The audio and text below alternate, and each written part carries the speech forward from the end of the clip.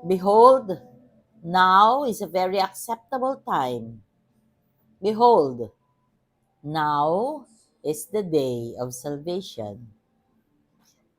Your words, Lord, are spirit and life. Blessed Monday, everyone. We praise and thank you, dear God, for another day of life. We praise and thank you for the gift of love, the gift of family, of community, of belongingness, and the gift of today. Today is Monday in the first week of Lent. Yes, it is the first week of Lent. And today, we were invited to be sharers in the Usapang K. Yung every first and third Monday of the month na show nila Father Dexter and Father Paul sa FB, sa YouTube, sa podcast, Spotify app entitled Usapang K. At ngayon ay regarding Usapang Kasal. Maraming salamat, Father, sa pag-imbita po sa amin ni June, and we are grateful that we were able to share our story to the world. In today's gospel, we are being reminded that the Lord have done everything for us, and that whatever we do to the least of our brothers, we actually do that to Him. Anong ibig sabihin?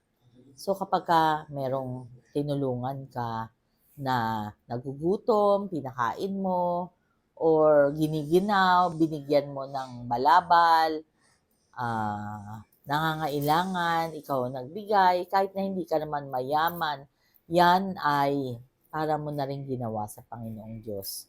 Ano bang sinasabi? Naalala ko, palaging nire-remind sa atin na sana makita natin si Jesus sa mukha ng bawat isa, sa mukha ng mga taong nakakasalamuha natin. If only we know that Jesus is present in each one of us, hindi ka siguro magiging salbahe. Hindi ka siguro magiging maramot. Hindi ka siguro magiging mapagmataas. Hindi ka siguro magiging matapobre. Hindi ka siguro magiging judgmental. Kasi lahat ay si Jesus. Kahit na hindi maganda yung suot niya, kahit na marumi yung paa niya, kahit na hindi naman siya matalino, o kahit na walang-wala siya, kahit na sino pa siya.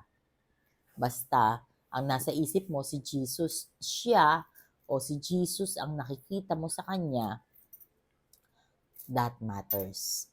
Yun talaga ang mensahe ng Ebanghelyo sa araw na ito. Bakit nga naman?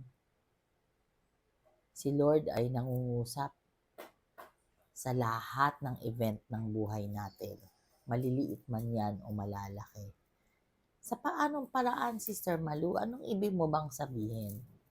Halimbawa, nagkaroon ka ng mabigat na problema. Ano bang mensahe ng Panginoong Diyos para sa iyo? Kaya inalaw niya yung problema na yan na mangyari sa iyo. Naalala ko sa sharing namin kila Father kanina sa Usapang K. Maraming nangyari sa buhay namin. Ang dami namin pinagdaanan. Pero pinagdaanan namin yon, inalaw ni Lord dahil mahal niya kami. Dahil gusto niya kami maging matatag na couple. Dahil gusto niya may kwento ang aming buhay para pwede namin i-share sa ibang tao at kapulutan ng aral. Una, yung pag-aasawa ng maaga. Hindi yun madali. Pero hindi naman namin kunikwento para mainggit yung mga iba at gawin din nila. Siyempre hindi. Dahil paulit-ulit namin sinasabi na hindi maganda ang mag-asawa ng maaga. Pero paulit-ulit din namin sinasabi na hindi porket nag-asawa kayo ng maaga ay absuelto na kayo. Dahil immature kayo, pwede na maghiwalay.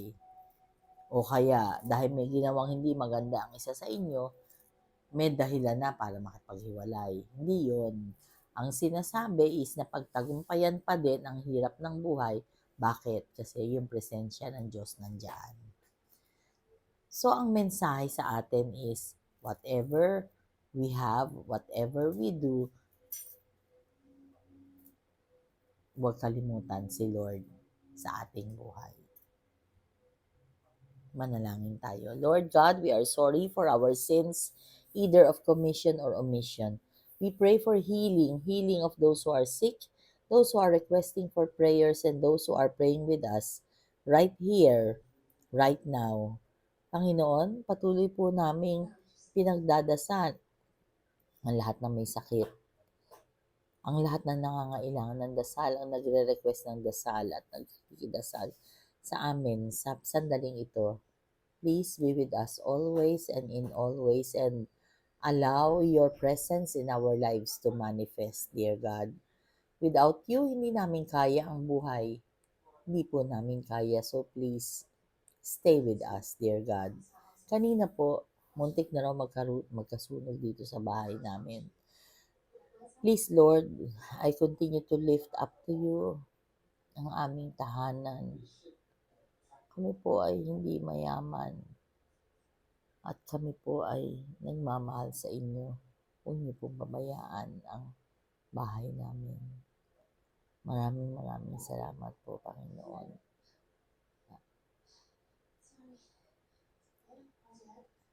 All this we pray in your mighty name through the intercession of our blessed Mama Mary. Amen. Blessed Monday once again. God bless us all.